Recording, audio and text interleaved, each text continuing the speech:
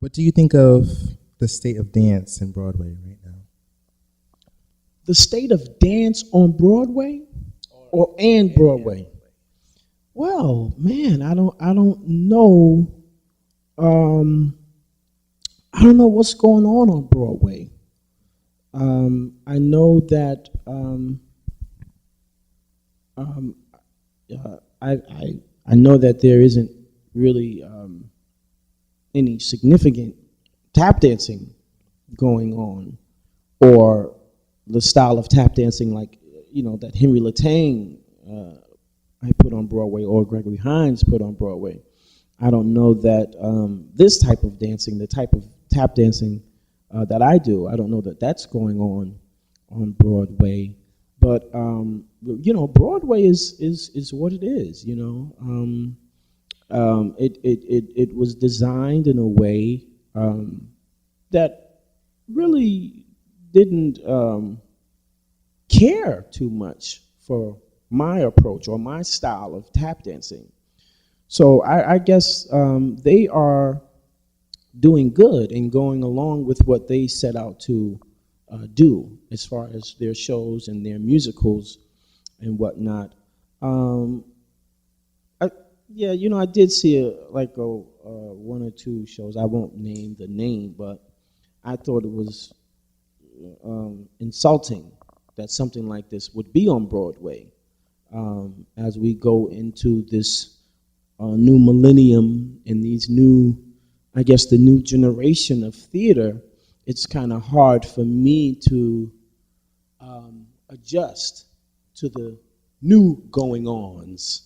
Where I'm from, a book, a story, a beginning, middle, and end. I'm not from just lights and a bunch of money that makes the show exciting, but there's really no gut or depth in the production. But again, I guess this is what Broadway is turning into. As far as the state of tap dancing, the only state of tap dancing is within me. I don't really know what else is going on. I know what I see. I see the people who come here, and that's it. I try to check the score every now and then by clicking on the stupid tube, but that gets me so depressed where I just had to stop looking at YouTube and because with tap dancing, what happens is we all represent this art form, and this is something we speak about often, the kids way out in wherever we are, Vienna, who tap dance. They don't really know, or maybe they do, but let's say most of them, they don't know that they represent for all tap dancers. So when you have one tap dancer who is sort of kind of not following the guidelines that the greats have laid down, they make us all look bad. And that's something that kind of doesn't sit well with me.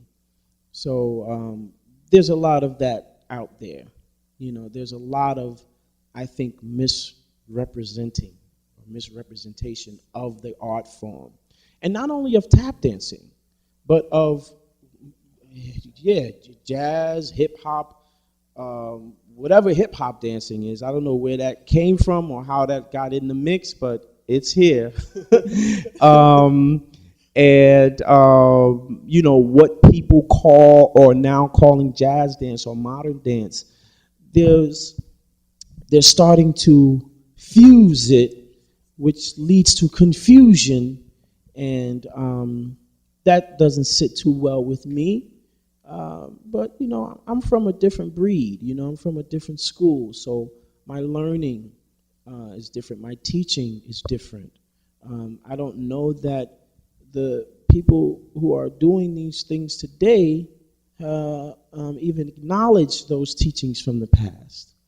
I think what the kids are doing today is just that. It's what they think needs to be done today, versus checking out what was going on, so that we can carry on these traditions and be able to teach the youth, at least introduce them to the way these dances were being done.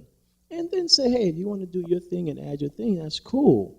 But at least pay homage or recognize what was laid down, the past, what was really going on, what these art forms were really created for, and the organicness, where they came from. So I think once we start to recognize that and recognize why these people danced and why these people played instruments and why these poets, these great intellectuals, why were they speaking the way they were speaking?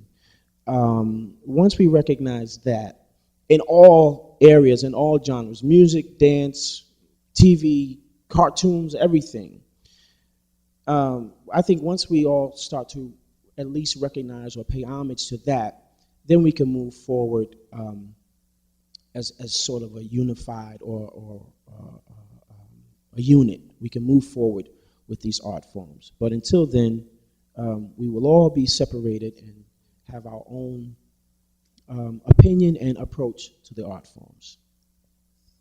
Amen to that. Amen.